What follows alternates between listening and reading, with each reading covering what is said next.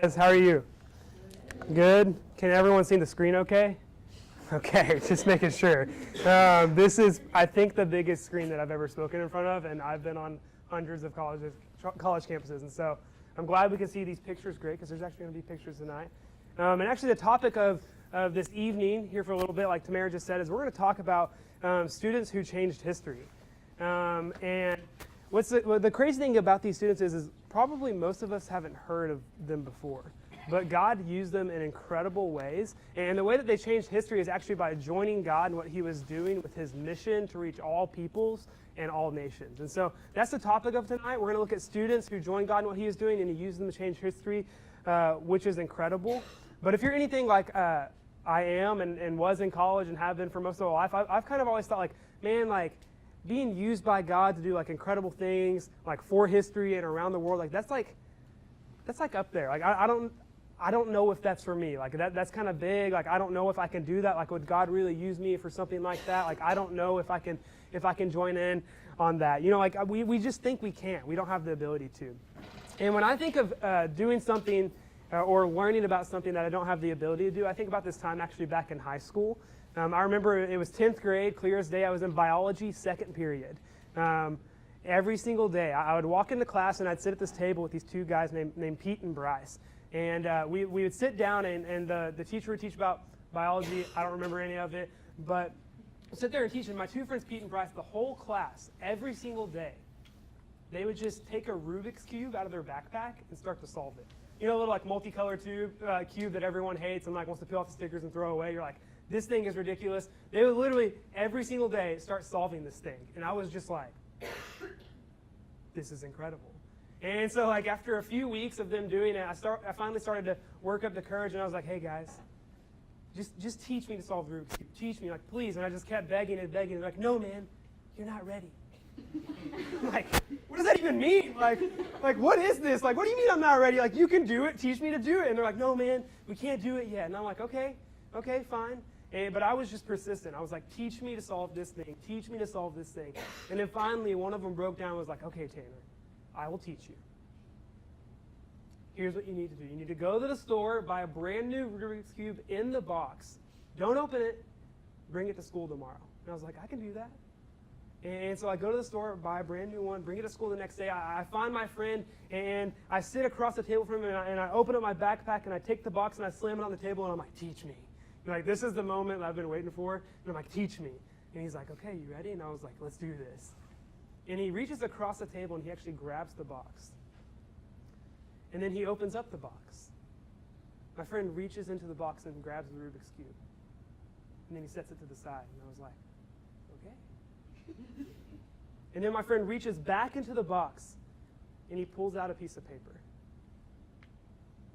And he said, Tanner, do you want to know how to solve the Rubik's Cube? And I was like, yes. He goes, the secret to solving the Rubik's Cube is to read and obey the instructions. That's what my face looked like. I was like, wait, what? Read and obey there's instructions for this thing? He's like, yeah, man, they're in the box. If they're not in the box, look on YouTube. There's a million videos to teach you how to do it. Like, man, it's not like super easy, but it is simple. You just have to read and obey the instructions. And if you do that, I guarantee you can solve the Rubik's Cube. And I was amazed. Like, are you guys amazed? Like, you know there's instructions in the box of the Rubik's Cube? Like, it is incredible. It's right there, right in front of us. Like, it's not easy, but it is so simple. And in the same way, guys, when we think about joining God and what he's doing around the world to make his name known among all nations, you know, we think it's like crazy, like people have these incredible callings, like from angels telling them to move to another country. We think people have these incredible skills as pastors and evangelists and preachers and all these things. But really, it's as simple as read and obey the instructions. And actually what we're going to look at over the next 30 minutes is students just like all of us. Students who saw the instructions before them, saw the task before them, saw the need before them, saw the mission, and they said yes to it. You know, what's interesting about a lot of these students is they're just like you and me. Because these students have the same struggles that we have. Like, man, they have their parents breathing down their backs. They have goals for the future, like internships. They want to start their own businesses. They want to be professors or lawyers or doctors. Like, they had all these things laid out in front of them. All the same things that we're facing today. But they looked at that, and they looked at what the world told them was worthy, and they said, you know what? I'm going to say no to that, and I'm going to say yes to God. And so what we're going to do as we look at these students, they're actually from this thing called the Student Volunteer Movement. It was about 100 years ago. As we look at them, I want us to have the heart of Hebrews 13 in mind. And what that verse says is this. Remember your leaders, those who spoke to you the word of God. Consider the outcome of their way of life and imitate their faith. So the writer of Hebrews here is talking about, like fathers of the faith, like all throughout history. And in the same way, what we're going to do is we're going to look at those of the faith that we claim to believe before us, and we're going to see what they did and how they lived their lives. And we want to imitate that because we have a lot to learn from people who are long gone. We have a lot to learn. And it's really cool how God used students and young people just like you and I to change the course of history in ways that you wouldn't even imagine. And so to kick this whole thing off, we're going to meet a guy named William Carey. William Carey actually is originally from England. He's not young in this picture, as you can tell, or at least I hope not. And so William Carey, he was born in England. He was born to a pretty poor family, wasn't super well educated. But as he began to grow up, he began to teach himself how to read, and he just got a hold of the Bible and began to read. He was a cobbler and made shoes. That's what cobblers do. But while he was a cobbler, he just grew this entire huge love for God's word. And he just began to read the Bible over and over again. He just picked this thing up and he devoured it. He taught himself Greek and Hebrew, which is ridiculous, first of all, and he began to read the Bible in the original languages, and he just began to learn from this. And so by his mid-20s, he's like, I think I'm going to be like a part-time pastor. He was offered a part-time pastor role, and he's like, I'll do that. And he started to teach his people and lead his people, all the while growing his heart for God's word. And as he actually began to read the Bible himself, and not just books about the Bible, he began to see a God who is intentional about reaching the world around him. And so what do pastors do? They gather in pastors' conferences, and they meet together, and they talk about pastors' things. I don't know, and I'm not one. And so he goes to this pastor conference, and there's a lot of guys there. There's one specific guy named John Ryland, who's actually the guy who baptized William Carey and had a huge influence in his life. And towards the end of this meeting, they just kind of start having random topics to talk about. And John Ryland's like, hey Bill. I'm just imagining they call him Bill. Hey Bill, what's up? What's the topic? What do you want to talk about? And, so Bill, he stands up. He's a young 20-something guy, and he's like, okay, so I've been reading the Bible, and I get to the end of the book of Matthew. And at the end of the book of Matthew, we see this really interesting thing. Jesus says that he wants his followers to go to the ends of the earth to make disciples of all nations. That's the mission of God. God desires to reach people from all world, the entire world of all nations. And that's for all believers. And he's like, man, that's incredible. And he goes, pastors, what are we going to do about this? Sounds like a valid question, right? Does that make sense? Reading the Bible and then saying, what do we do about this? But John Ryland, the man who baptized William Carey, said this. Sit down, young man. If God wished to convert the heathen, he can do it without your help or mine. What? And I don't know how you respond to that. In today's world, what would generally happen is you would go home from that meeting super mad and write a passive-aggressive tweet or something like that, and you're just like, man, John Ryland, that guy's the worst. I'm never going back to that church again. He's terrible. But this is the late 1700s. William Carey didn't have Twitter, and so he wrote a book instead. That's just how you did it. And for short, this book is called An Inquiry. But we're going to go ahead and read the entire title because it's a little ridiculous but incredible at the same time. And good thing the screen is so big because I can see the words. And it says, an inquiry into the obligations of Christians to use the means for the conversion of the heathens in which the religious state of the different nations of the world and the success of further undertakings and the practicality of further undertakings are considered. By William Carey. What a title. And so this book was actually a little pamphlet, close to 100 pages long. And in this little book, he actually covered a couple things. He talked about all of these verses throughout the entire Bible about God desiring to use his people to reach the world, all of the world. He's like, man, we're not called to just stay home and to make a lot of money. We want to reach the world. And then he began to talk about the world. He's like, well, what we should know about the world if we want to reach the world. And so he's like, man, in this part of Asia, there's this many non-believers. There's no Christians there. In this part of the Middle East, there's this many believers. There's non-Christians there. In this part of India, there's this many people, and there's no believers there. And he just began to talk about the world. And at the end of the book, he laid out practical steps. He said, in order for us to reach the world, here's what we need to do. You know, William Carey just laid it out. Like, that was his response to saying, God can do it without your help or mine. And William Carey's response is, man, God wants to use his people. And so he wrote this book and used it to get other people involved, other Christians involved. And then he put his money where his mouth was, and he sailed to India. He lived the rest of his life in India, doing incredible things there that we don't even have time to begin to talk about. And so William Carey is the father of modern missions. And he just began to start this current of missions, especially within England and his own country. And that fervor and that life for missions actually made it across the ocean to America, into the life of a guy named Samuel Mills. Samuel Mills was a sophomore, I believe, at Williams College, a little further north. And he was kind of weird because he was the guy who cared about missions, which is weird. It's still weird. And so what Samuel Mills would do is he actually would gather some friends of his, and they would just pray for the world. They would pray that God would reach the world. They would pray that God would use students like him and his friends to reach the world, that there would be a movement within America like what's happening in England. And so this guy really wanted to get people involved.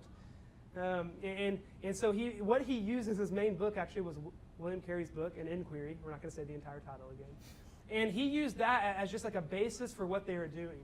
And they would just pray all the time. And in order to be focused, in order to not be distracted by things around campus, him and his friends would actually go into this field behind campus, and they would pray. And one day they were out there praying for the world, praying that God would start a movement in America. And this giant storm rolls in without them even knowing it. And like this rain just keeps pounding down, and like this hail and everything. And what they do is they actually run. They can't make it back to campus, and they dive under a haystack. You know, like this big stack of hay, and cows have like bitten around it, eaten around it, and so they're kind of under the edge of that haystack. And as they're under the edge of this haystack, like they're not scared for their lives. They just keep praying. They're praying over and over and over again, God, would you do something? And then God began to speak to them. He's like, man, I want to use you to start a movement in America. And they just begin to pray, we can do this if we will. We can start a movement in America towards missions if we will. We can mobilize our classmates if we will. We can reach the world if we will. They begin to pray and pray. And guys, God answered their prayers. Because out of Samuel Mills and his friends, about 5 guys in total, they started the first 6 mission-sending agencies in the United States. College students just like yourselves. Just like us. God used Samuel Mills and his friends to begin to open the floodgates within America. Because the interesting thing about America before this time is that when Samuel Mills was in college, the state of missions was pretty easy to describe. It was 0. There was 0 missionaries ever sent out from America. There's 0 mission agencies. There is 0 vision to care about anyone other than America. And honestly, that's not so different from today. Man, we need to look outside of ourselves and pray that God would do something bigger than just staying home and getting a great job. And Samuel Mills and his friends, they began to say no to the world and yes to God, and God honored that. And so back across the ocean, a few years later, we meet this guy named Hudson Taylor. Hudson Taylor is originally from England, and Hudson Taylor became a believer in high school. And shortly thereafter, when he was in his early 20s, he just began to grow this heart for China. For whatever reason, he's like, I think I need to go to China. I need to be a missionary to China. I want to take the gospel to people who don't have it. And so Hudson Taylor, he goes to China, sails to China. You can't fly there at that point. Take a really long boat trip there. And he gets there, and he starts to see what missionaries are doing, and he's like, that doesn't make any sense. He goes to like the coastal towns, and he's like, okay, so what I see is a bunch of English people in English homes, wearing English clothes, speaking English, drinking English tea. And what they do for ministry is they go out into villages or surrounding towns, and they grab a Chinese person, and they bring them back into their English house, in their English clothes. They teach them English, have them drink English tea, and then once they've done all of that, they tell them about Jesus. And Hudson Taylor was like, there's got to be a better way to do this. What I'm going to do instead, as you can see in this picture, he's like, I'm going to learn Mandarin, I'm going to dress Chinese, I'm going to learn the culture, I'm going to go to the villages, and I'm going to reach people. Hudson Taylor started this organization called China Inland Mission. It actually still exists today. It's known as OMF International. It's a very large movement today, to this day. And he started it. And Hudson Taylor, man, he loved China. Like this guy, he had a passion for China. Like you guys know people in your life that are passionate about things and they just can't stop talking about it. That's how it was for Hudson Taylor. Look at what he said about it. He said, if I had 1,000 lives, I would give every one of them to China. And you're thinking, yeah, like, of course, like he loved China. But let's look at it this way. If we had 1,000 lives, would we give those 1,000 lives to the things that we're doing now? And within the face of eternity, like the things that we're living for now, would we give our lives 1,000 times over? To say, I would do it over and over and over again. Hudson Taylor looked at how God was using him in China, and he's like, I wouldn't change a thing. I wouldn't change a thing. And he was so passionate about China, he wasn't just, there and doing incredible things among Chinese people. Whenever he had an opportunity to go back to England, whether it was because of health or for other reasons, he would tell people in England, hey, come back to China with me. Come back to China with me. We need more people. There's so many people there, and we have so few people going. Like, come back to China with me. He was a mobilizer, which means to get other people involved. And he would just recruit people like crazy. And he would use phrases like this, which you'll see why it mobilized people. He says, the Great Commission is not an option to be considered, but a command to be obeyed. You know what Hudson Taylor said? He's like, why do you need a special calling to leave your comfort whenever there's a command in the Bible telling us to do so? Hudson Taylor was like, man, leave England, come to China with me. He recruited hundreds and hundreds of people to join China Inland Mission by the time that he was dead. He was a successful mobilizer. And he didn't just recruit people to his work in China, he recruited people to God's heart for the nations, for all the world in general. A good example of that is a lady named Amy Carmichael. She's one of the most famous women missionaries of all history. She actually heard a guy named Hudson Taylor speak whenever she was in her early 20s in Scotland. She heard what he said, and he was just talking about these people in other countries who are sitting in darkness and don't have access to the good news that we celebrate.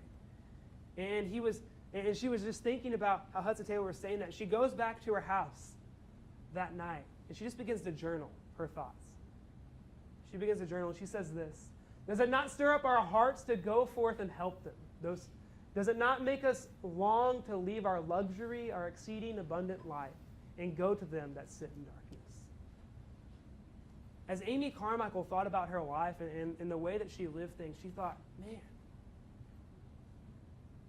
we have so much light here. There's so many people who know Jesus here. There's so much luxury here. Why don't we go to the people who have none of that and share with them the goodness that we know? So Amy Carmichael went to Japan for a little bit, then she went to Sri Lanka, I believe, and then she went to India. And she spent 55 years there without a furlough. She didn't go home once. Talk about someone dedicated to what God is doing. And she started out as a student just like us. Just like us. So Hudson Taylor mobilized Amy Carmichael. He also mobilized a guy named C.T. Studd.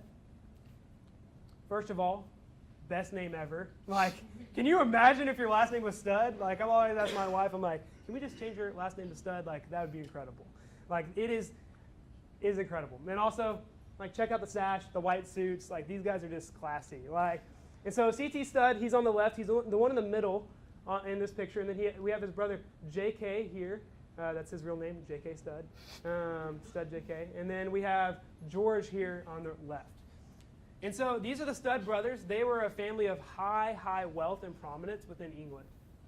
And their dad, whenever these guys were a little bit younger, probably in high school, heard an American evangelist named D.L. Moody, maybe you've heard of him before, come to England and share the good news of the gospel. And their dad heard it and was like, we're in. I'm giving my life to Jesus. And the little high school sons are like, man, our dad's doing this weird thing. Like, we don't fully get it, but we're supportive. Like, that's great, Dad. Like, I think we'll go to church with you and that kind of thing. But it didn't affect a lot of their lives. And so these guys began to grow up, and they were going to schools like Cambridge. And C.T. Studd was actually, in his day, and actually to date, one of the best cricket players in all of history for England. When he was like an underclassman, he began to be the team captain of the cricket team for Cambridge. Like, this dude knew how to play cricket. And like, he was an all-star. Like, he is like the all-star of all-stars within cricket. And everyone's like, man, C.T. Studd, he's the man, he's the man. He had it all together, right? He had the wealth, he had the fame, he had the athletic ability, he had everything that he needed. But all that started to crumble down when something happened. His brother George actually got sick. And as they thought George was on his deathbed and about to die, C.T. Studd started thinking about his life. He's like, man, like, if I died today, what would happen? Like, would I change how I live my life? You know, those are the questions we begin to ask when we face death. And as he began to think through that, he wrote this. Now, what is all the popularity in the world to George? What is all the fame and the flattery? What is it worth to possess the riches of the world when a man comes to face eternity? And a voice seemed to answer, vanity of vanities, all is vanity. Wow. This guy had it all together. And he looked at his life in the face of eternity, and he's like, when I die, I can't bring it with me. And it's just worthless in the face of eternity. And so he began to think about his life. He's like, what can I give my life to that's bigger? Like, fame and flattery and athletic ability, like, they're great, but they're just not big enough. I need something bigger to give my life to. I need a bigger purpose outside of myself. And as he was asking those questions, he heard Hudson Taylor speak. And Hudson Taylor did what Hudson Taylor did, and C.T. Studd was like, I'm going to China. Like, I'm in. Let's do it. And, you know, like, C.T. Studd, he's a man of influence still. Like, he's searching for purpose, but people watch his every move. You know, they're like, whatever he does, I'm in. Like, if he wears this, like, this new jacket, like, I'm in. I'm getting that new jacket. Like, if he says this, I'm saying this. Like, he was a man of influence. And so C.T. Studd says, I am leaving Cambridge. I'm leaving cricket. I'm leaving the fame. I'm leaving the big house and the fancy car. And I'm going to China with Hudson Taylor. And when he put his yes on the table, he said no to the world and yes to God. When he put his yes on the table, 6 other dudes joined him. 6 other prominent men from Cambridge and surrounding schools said, you know what? If Studd's doing it, I'm in. Let's go to China. What an incredible thing. Guys, here's an interesting part about us and our obedience to God's mission. Our yes is bigger than us. Man, when we begin to say yes to what God is doing, it can affect the people around us in far bigger ways than we could even imagine. Check out what it did for C.T. Studd. These guys are called the Cambridge 7. And so they begin to travel around England and tell people about their story and get other people involved in going to China and in other nations. And then they sailed and went to China. Here's a picture of them a few years later. Man, they're doing the Hudson Taylor thing, right? Like, they're dressing like Chinese people. They're learning the language. They're learning the culture. They were in. C.T. Studd said no to the world and yes to God.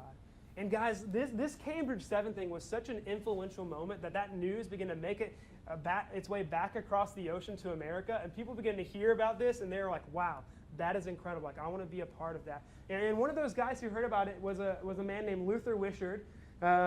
First off, incredible mustache. Like, if I could grow a mustache like that.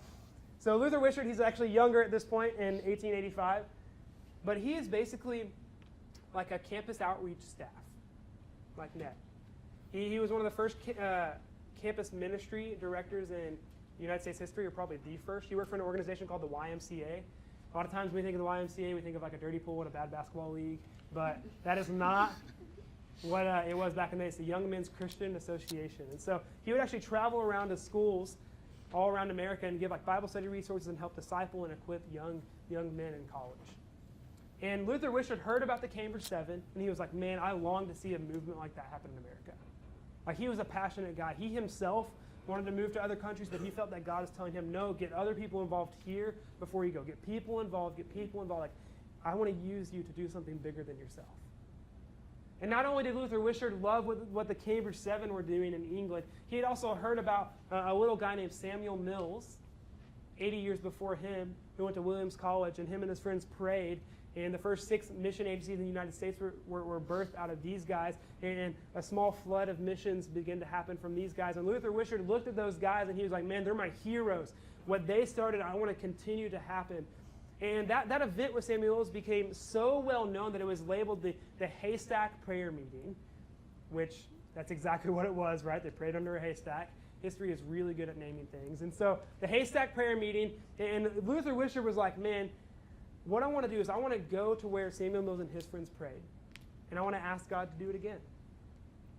So there's actually this giant monument built where the Haystack Prayer Meeting happened, and Luther Wishart went back to it on the side of Williams College. This is a pretty recent picture of it. It still stands today. It's about 11 feet tall. At the top of it is a globe. In the middle is a haystack, and it's like the birth of American foreign missions started here.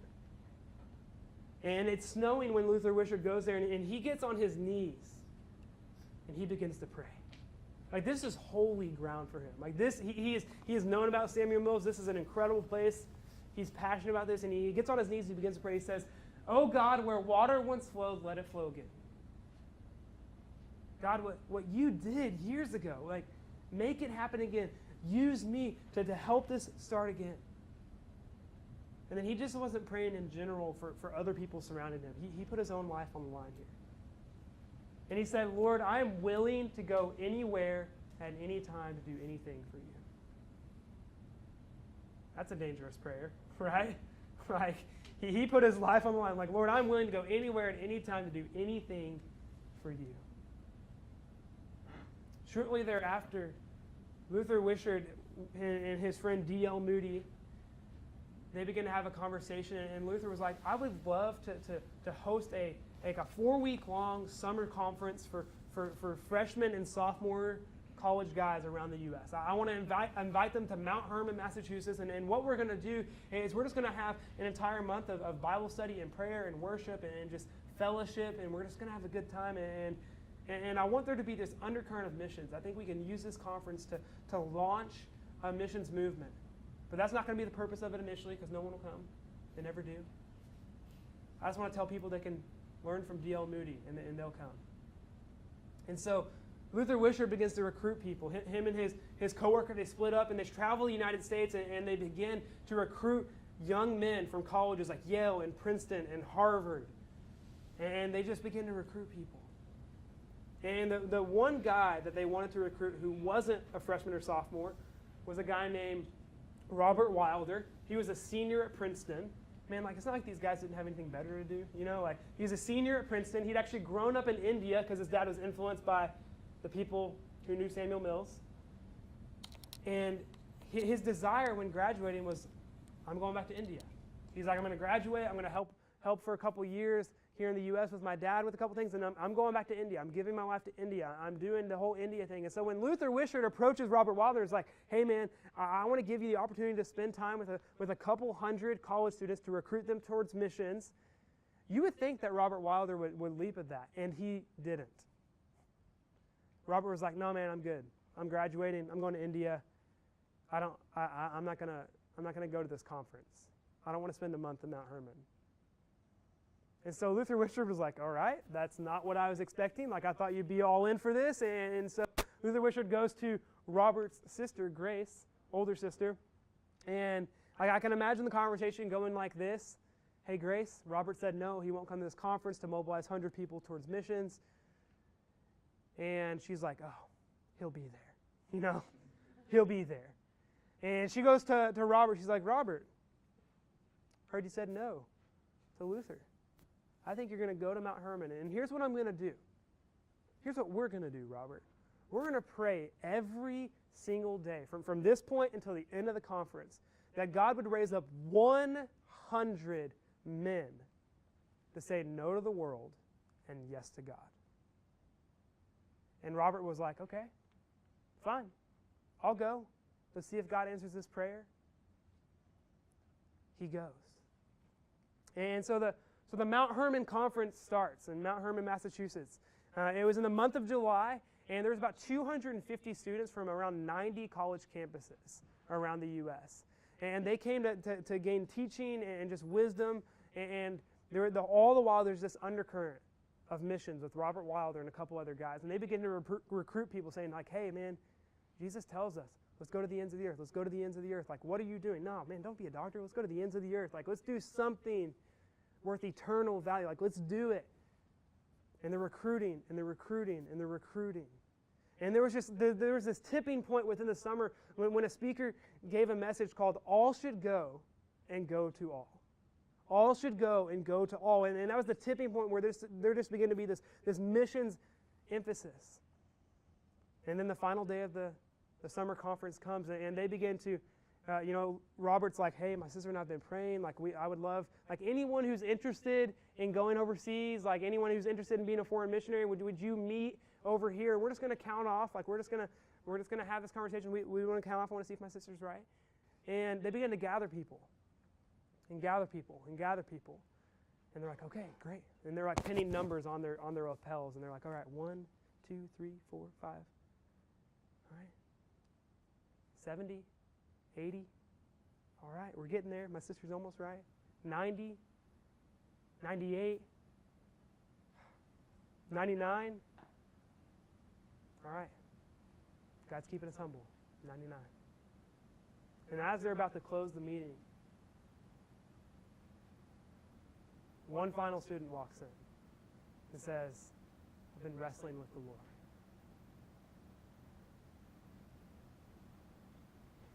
The Mount Hermon 100. Through that 1 month, with freshmen and sophomores from 90 universities, 250 guys, 100 of them said yes to God. I'm in. Let's do it. I'm going to say no to the world, no to what my parents' hopes and dreams for my life are, no to what my inheritance is, no to what the family business is. And I'm going to say yes to God and whatever He would have for me. And these guys, they weren't committing to a 6-week-long summer trip. These guys were putting their lives on the line. 100 students like all of us here in this room. And so Luther Wishart, he's one of the guys on the front. He's like, well, man, if 100 students gave their lives to this just over the course of one summer thing, and we didn't even give all the students, and even we didn't give girls an opportunity, like, we should start traveling to campuses around the United States, and we should start telling people about what happened this summer, and we should start recruiting other people as well. And so they began to gather people to travel. And they had 2 people travel the first year, and they went to campuses, and 2,000 students committed to going in 1 year. 2,000 students committed to going. And they're like, okay, well, I think we need to do it a second year then. The first year is so good. More students the second year. And they're like, okay, man, we have a movement. Like, I think we need to name this thing. Let's just call it like the student volunteer movement. We're going to name it. And they're like, who are we going to put in charge? We're going to put a guy in charge named John Mott. John Mott is in this picture, actually. I can't remember which number he is, but he was a sophomore at Cornell when he was invited to go to this. Here's a picture of him right here. And he was invited to go to this Mount Hermon conference. And this was actually one of those tipping points in John Mott's life. You know, John Mott was spiritually seeking. He was already struggling through, man, do I just go into the family business? Do I go to be a doctor or a lawyer or whatever? Or do I kind of like answer this call to doing something else? And he just wasn't sure until he walked into his chapel one day, and there was a speaker from England. His name was J.K. Studd, C.T. Studd's brother. And that talk, and then the hour that he got to spend with him later that day, changed Mott's entire life. And Mott began to process. He's like, man, I have this standing invitation to go to this summer conference in Mount Hermon, Massachusetts. And he's processing. He's like, man, what do I do? Do I give my summer? Because he knew that if he gave this summer, it's going to mean something bigger for him. I know you guys have had some decisions like that in your life. Like, man, this step in this direction is going to kind of set a pattern for my life. And college is like that in a lot of ways. Man, this decision we make is going to affect a lot of the rest of our lives. And so John Mott's processing through his life, and he actually begins to write this letter to his parents about his decision deciding to go to the Mount Hermon conference. And guys, what we're going to do is we're actually going to read a snippet of this letter right here. And as we're reading this, I want you to put yourselves in John Mott's shoes. Can we do that? I want us to put ourselves in his shoes. He's processing through giving a summer and giving his life to something bigger. He's processing saying no to the world and yes to God. And as we're doing it, look at the struggles that he had. And I bet we can identify with almost every single one of them. So he starts out, he's like, all right, tonight about a very important matter. Mr. Moody, the great revivalist, D.L. Moody, is holding a college student's summer school during the entire month of July in Mount Hermon, Massachusetts. He's like, here's the purpose. I was invited to this thing. And he says, there's a voice in the back of my mind that says, you are to be a gifted lawyer. Again, the same voice says, go into the business your father has built up. You know, a family business, be a lawyer. My grandparents and many relatives keep saying, work on the farm, John. It will be a peaceful, healthy, contented, happy life. You can do enough good for the world in either of these things. How many of us have heard that before? And there's one thing I specifically want to point out. The statement, you can do enough good in either of these things. You can do enough good in either of these things. If you're a follower of Jesus in this room, which I believe most of you are, when did the standard become enough good? Did Jesus die on the cross for the sins of the world, for his followers to say, I'll do just enough good? Like, I don't want to go too crazy. Like, I'll give a week of my summer. I'll give a week every couple of years to a third world country. I don't want to do anything too crazy. I will do enough good, but then I'll come home and I'll be comfortable, surrounded by my friends and family, my house, my things, the life I've built up for myself. When did the standard become enough good? And John Mott is processing through this right here. The voice taunts me. Imagine how foolish your friends will call you for passing up such fine opportunities you have in the political, commercial, or farm life. Your friends are going to taunt you for making decisions to follow God and say no to the world. Your family is going to taunt you. But he's talking about this voice, and he says, that voice, Maul, is the voice of the flesh, of the world, and of the devil. On the other hand, there's another still and small voice, and the voice is saying, John, go ye into all the world and preach the gospel to every creature. The harvest is great, but the laborers are few. John Mott made his decision by the end of that letter. He's like, I'm going to say no to the world, and I'm going to say yes to God. And John Mott stepped into obedience going to the Mount Hermon conference, and he's like, all right, we'll see what God has for me. And he put his life on the line when he volunteered to be one of the 100. And then a couple years later, he decided to travel to campuses all around the United States to recruit other students to volunteer as well. And then after a couple years, they put him in charge of this thing called the Student Volunteer Movement that lasted for around 50 years. And he was the leader of it for the majority of its life. And guys, the Student Volunteer Movement, if you haven't heard of it, is the largest mission-sending movement in history, and it was among college students like me and you, just like us. Over the course of its life, it recruited 100,000 college students to play a part in God's mission. And that day was 1 out of every 37 college students to volunteer. That is incredible. Of that 100,000, 20,000 of them sailed to countries like India, the Middle East, China, and they gave their lives there. It wasn't easy. 80,000 of them sent that 20,000. They said, we will do whatever it takes to make sure you are fully funded, that you are prayed for. 20,000 went. 80,000 sent. 100,000 mobilized. Guys, and that's just students like us. How incredible is it that God can use college students? How incredible is it that when we begin to say no to the world and yes to God, God makes that yes bigger than us in so many ways. What a movement of God. And the first time that I really heard about the student volunteer movement and many of the things like it, it just began to change how I thought about my life. It began to change how I wanted to make decisions while I was in college. I didn't drop out of college immediately. I'm not telling you to do that. What it made me do is it gave me a bigger perspective on my campus, with my money, with my future, and with my career. And I just began to think about my life. And a great next step for me is I'm going to live in the international dorm on my campus. And so I actually became an RA on the international dorm on my campus. And I went to the University of Arkansas. And it was kind of cheating. It was about half international students, half American students. And within it, there was people represented from Pakistan and all over China and Japan and all throughout the Middle East and even countries in Europe and in Latin and South America.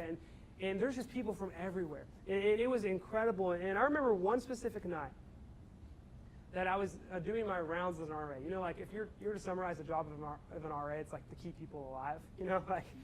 Just keep them alive. Call someone if there's a problem. You have no real authority. And so I was doing my rounds. You walking from the top of the building to the bottom. And I started at the top, made it all the way down, and I got to the basement of the International Student Building.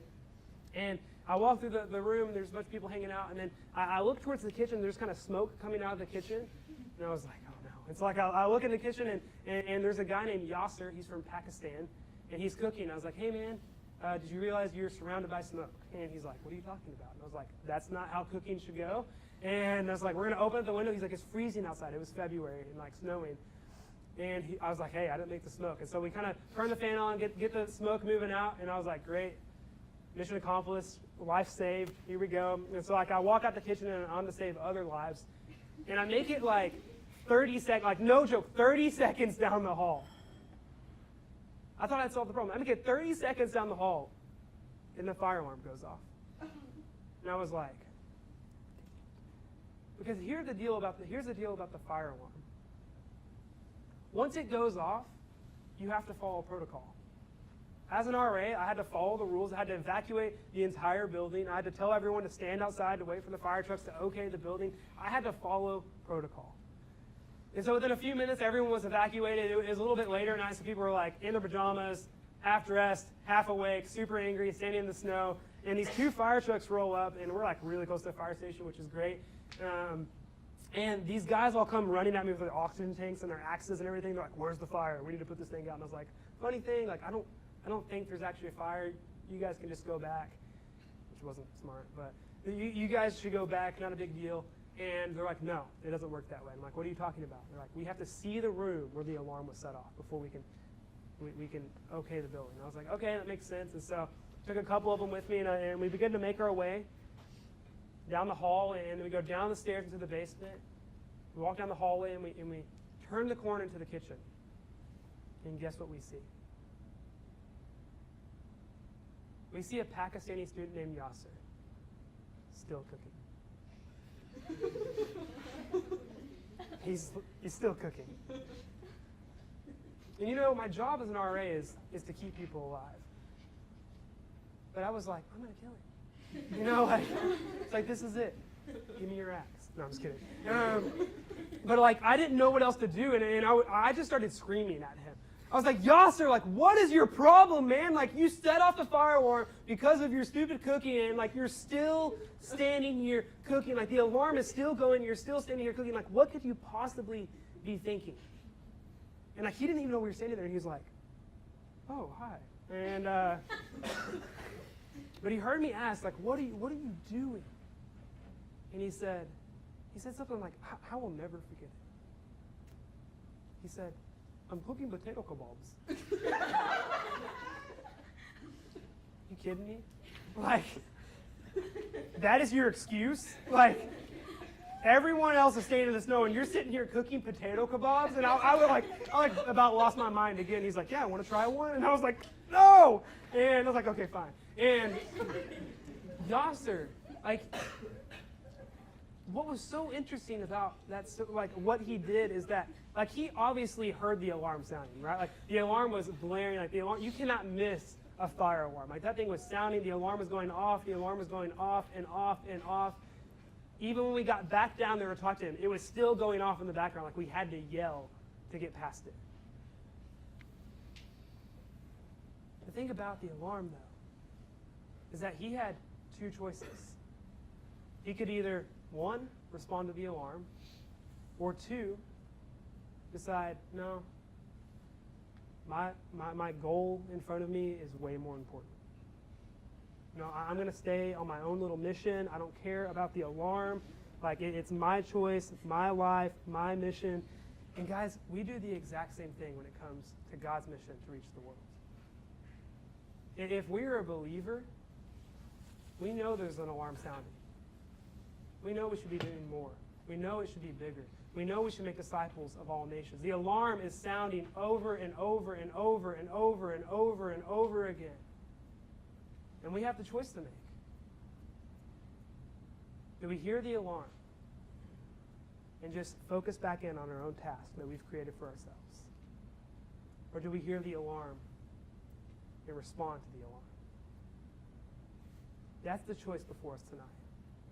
Because we are no different than those students. We are no different than those 100,000. We are no different at all. The only difference between them and us is they put their yes on the table. And now we have the choice to do it as well. You know what Luther Wishart says? Is what others have begun is now ours to complete. You know, history, the student volunteer movement, those 100,000, they're handing the baton to us and saying, hey, you're next. Will you put your yes on the table to see the world reached? Let's pray. Father in heaven, we love you. We're thankful for you. God, we thank you that you have put leaders before us, faithful men and women before us, that we can look at their faith and we can imitate their faith. Lord, I pray that this message of college students just like us will be so impactful, causing us to think about our lives. God, would we be people who say no to the rich and the fame and the flattery, the lawyer job, the doctor job, whatever it is, in order to see you made known among those who don't know you? God, I pray that you would be with us as we process through this. God, that you do a mighty work. In your name we pray.